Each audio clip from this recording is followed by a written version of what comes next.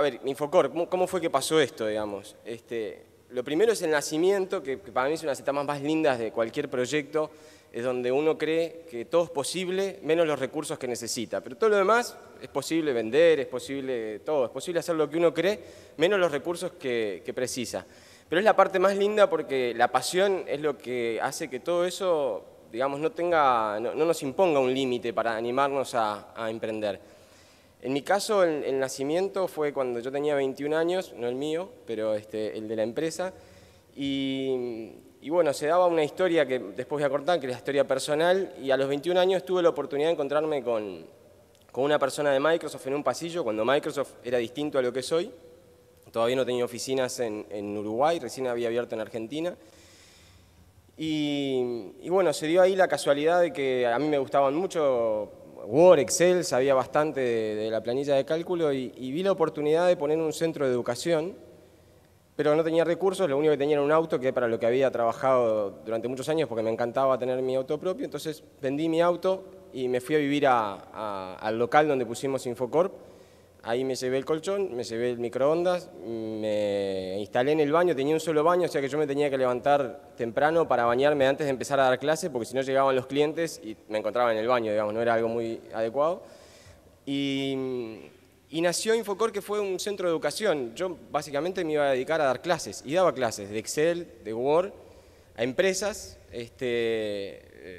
especialmente acomodado a las necesidades de esas empresas, hacía cursos a medida.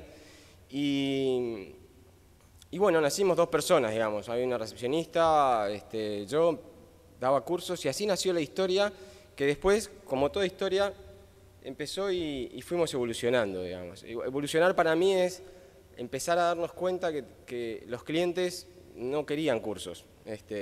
¿Y cómo fue esto, digamos, que nos dimos cuenta que los clientes no querían cursos? Porque bueno, yo daba clases y de repente en los cortes, cuando salía a preparar el café para preparar el corte para los clientes, y de repente me decían, tenés una llamada de un alumno de ayer, que atendía y, mirá, yo soy el gerente de tal banco, la verdad que estoy tratando de usar la computadora, pero no tiene instalado el programa. Ups. Y otro me llamaba y la verdad, en aquella época, digamos, Windows, Word, Excel y el mail recién estaban naciendo y la gente usaba la computadora para cosas contables, o sea que otro me llamaba y me decía, mirá, yo estoy moviendo el mouse y no pasa nada. Digo, ¿cómo es que estás moviendo el mouse? Sí, lo estoy moviendo arriba de la pantalla y no pasa nada. Yo decía, pero entonces me daba cuenta que la verdad yo le había dado un curso de algo, pero había otro montón de desafíos que no tenía resuelto y por el cual la persona no quería saber que la planilla de cálculo hacía todo eso si no la podía usar por distintos problemas que tenía. Y bueno, yo pasaba horas en el teléfono hasta que me di cuenta que me iba a fundir porque pasaba más tiempo dando soporte técnico que dando cursos. Y así nació el negocio de soporte. Dije, bueno, la verdad que antes de fundirnos lo que hay que poner es un par de personas, unas líneas telefónicas y empezar a vender contratos de soporte porque esto es lo que está queriendo el mercado. Pero en aquel momento lo que apareció en sí fue un señor muy serio, que era uno de mis principales clientes, era un estudio de abogados. Gracias. Yo me creo más bajo, por eso me lo bajo. Era un estudio de abogados que bueno, que habíamos tenido como principal cliente, habíamos capacitado a toda su gente y bueno, nos fue conociendo desde el comienzo, nos fue viendo cómo evolucionábamos, después le dimos soporte, después le gestionamos el centro de cómputos y un día en un almuerzo de trabajo nos dicen, mira, la verdad es que ustedes, está muy bueno lo que hace, yo creo que tienen una pasión terrible, un profesionalismo impresionante, pero esto lo tienen que hacer para afuera. Ustedes tienen que salir para afuera y yo creo que los puedo ayudar.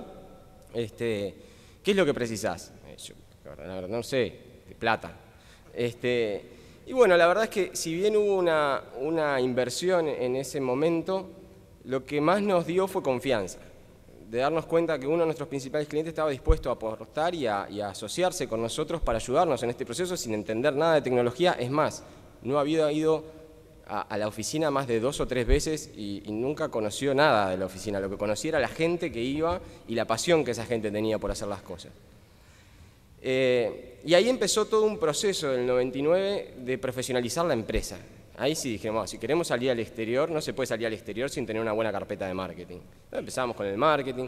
Pero si queremos salir al exterior tenemos que tener un offering, una propuesta de valor y un business plan. Hasta esa época yo no conocía la mayor parte de esos términos. Entonces armamos el business plan, la propuesta de valor. Bueno, pues si queremos salir al exterior tenemos que tener un plan de capacitación para nuestra gente, para formar la gente cuando nos vaya bien. Bueno, pues un plan de capacitación para la gente.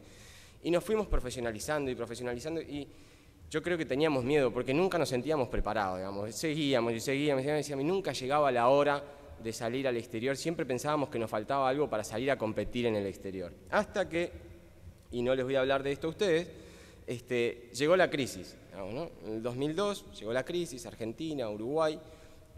Nosotros habíamos gastado toda la plata en prepararnos, o sea que éramos una empresa muy bien preparada, pero fundida. ¿Por qué? Porque nuestros principales clientes eran los bancos. ¿Por qué? Porque yo nací con el dólar y pagaba siempre en dólares, pero cobraba en pesos. Y la verdad es que de la noche a la mañana nos encontramos que los bancos estaban cerrando, que los clientes no nos pagaban, que el presupuesto se había triplicado. Y lo más correcto hubiese sido cerrar, digamos, eso era lo que decían los números, si seguíamos el business plan estábamos fracasados. Pero estábamos muy bien preparados, la verdad que habíamos invertido un montón y bueno, casualidad o causalidad y se dio que en un viaje a Estados Unidos a un evento, una persona de Microsoft me dice, Gabriel, yo creo que a ustedes en Puerto Rico les puede ir muy bien. Bueno, mira, yo me tomo un avión a Puerto Rico ahora, que estamos por fundirnos, que es una isla, para mí es una isla, me encanta, no la conozco, pero es lo más parecido a una isla, me van a echar. No, pero venís y no perdés nada. Bueno, fui y la verdad es que ahí se empezó a dar, si bien Microsoft nos llevó, el primer cliente que tuvimos, y que no hay nada de Microsoft acá, ¿no? Creo que sí, pero el primer cliente que tuvimos fue Java, porque nos dijo, mirá, y fue un cliente que yo llegué a Puerto Rico, Microsoft nos llevó a clientes, pero eran clientes muy grandes. Y nosotros no podíamos atender esos clientes muy grandes. Entonces, estando en el hotel, arrancamos una página de la guía, empezamos a buscar y llamamos a Blue Cross, que era la Cruz Azul.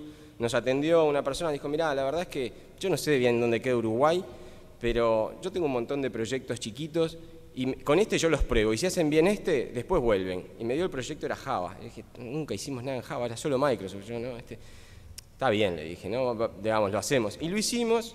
Y así tuvimos la oportunidad de viajar nuevamente y de seguir evolucionando. Y a partir de esa crisis, entonces, surgió lo que yo llamo la oportunidad, digamos. Fue esa crisis la que nos dio ese empujón y ahí empezamos a crecer. Y pasamos de 20 y pico de personas que éramos en el 2002 a más de 200 personas en el 2006, de vender solo en Uruguay a tener proyectos en más de 17 países, de tener subsidiarias en distintas partes del mundo, de tener personas, empleados en distintas partes de Latinoamérica, y crecimos, y fue un vértigo, digamos, como subirse un Fórmula 1 sin cinturón de seguridad y empezar a dar vueltas. No nos dábamos cuenta de lo que estaba pasando, pero bueno, estaba pasando, había que darle para adelante y aprovechar, nos habíamos preparado, ahora no nos íbamos a achicar y entonces empezamos a crecer, a crecer, a crecer. Y como yo siempre digo, o por lo menos ahora digo, ¿no? ¿Quién dijo que crecer es fácil, digamos, ¿no?